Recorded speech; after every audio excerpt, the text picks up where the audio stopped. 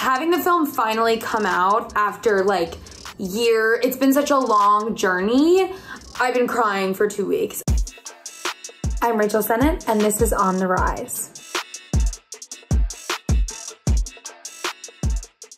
So when I was growing up, I was always like loud, I would say. I did these little plays with my siblings that I would write and direct and star in. I always performed and I did theater growing up, and then I found comedy in college because I was dating a guy who was doing stand-up and I had never even seen stand-up before. Like, I didn't really know what it was. I just started doing it and I loved it, and then from there I started performing more and making more sketches. Yeah, it just kind of grew from there. So let's say I'm seeing a guy, we are both at the same party, and he is ignoring me, not talking to me, not looking at me. I'm like, I love that it gives me space. The first time I did stand-up, so I was dating that guy and he was like, I'm a stand-up, and you should come to a show, and by show he meant an open mic.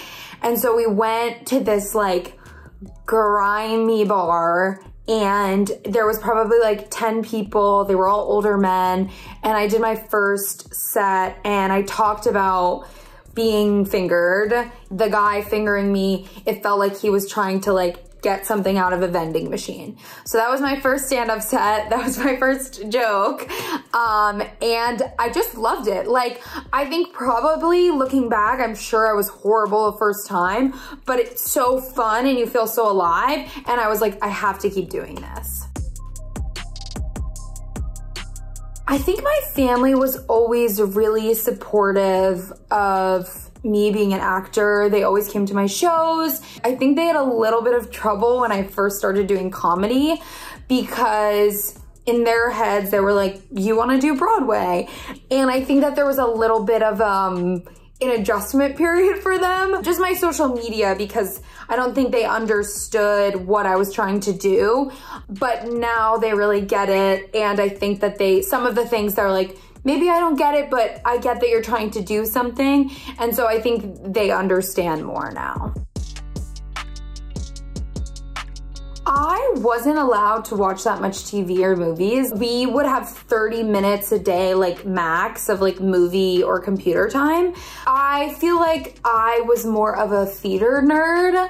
I loved Guys and Dolls when I was little. There was this one time that I had pneumonia really long, and then I had like one of those like little children's vanities, and I just like would sit in front of the vanity and lip sync to Guys and Dolls in like a blanket with the little breathing thing that they give you, the kids, when they have pneumonia. I always wanted to be an actor. I think when I was younger, I didn't know what the path was gonna be. I went to NYU for acting, and I just didn't really feel connected in the acting program. Like, I felt like you're like rolling on the ground in leggings, and it's like, pretend to be a snake, and it's like, pretend to be a snake and read a poem, and it's like, I was like, I just kind of want to be in like a movie. And then I basically did the student films all through college, and I would like skip class to do those because I felt like it was such a better experience to like be on set. And that's how I met Emma, the writer-director of Shiva, because I was in her thesis. And so I felt like that kind of naturally brought me towards like TV and film and away from like plays. For the short film, Emma had seen me in another student film, and I think she Facebook messaged me, okay, taking us back a couple years. She Facebook messaged me, and I loved the script and the character. And then after we shot the short, we met for like lunch at Dig In or something, and she was like talking about wanting to make this other a movie, and we started writing a movie together. We were working on that, and then we found out that the short got into South by. It was just like so special because usually you don't get to do that, where you do the short and then you come back and you like get to be the character again. So it was really special. So I related to Danielle, I think, more by the time we shot the feature than I did when we were shooting the short. I felt like I was going through a lot of relationships where it was all about like power, who cared less, just so many things where I felt like heard and powerless and like I thought I was in control and then I'm not. And I also really related to the journey of your family loving you but kind of being what is going on. I felt that way when I was first doing comedy, where my family supports me and cares about me, but it was kind of like, we don't get this, and you're trying to explain it to them, but you're like, you just won't get it, but I know I'm doing something.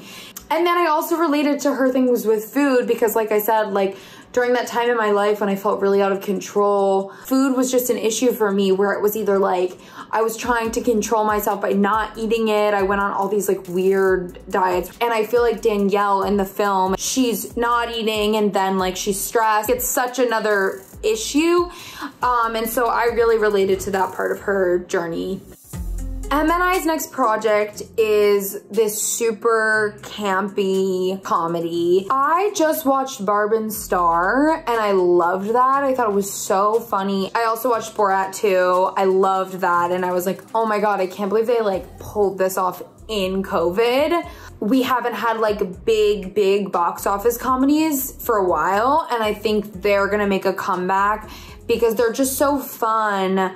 And I really miss that experience of being in a theater with people and laughing and everybody laughing, and it just is like a summer comedy is like the best. My dream collaborator, I've already met, it's Emma. But I'm just gonna say, honestly, I think it would be so insane to work with Lady Gaga. Like, she just seems like such an essence, like a persona. And I think it would be so crazy to work with her. Okay, what does my life look like in 5 years? I'm 10 inches taller. No. Number one, I would like to like have a place that I'm living, that I've been moving from Airbnb to Airbnb for like a half a year, and I'm like, I need to put my like feet down somewhere because it makes me feel crazy. I would like to like help young women, writing, comedy, acting, anything like that. Some sort of mentorship thing. And like the ability to like invest in other women's films and stuff like that.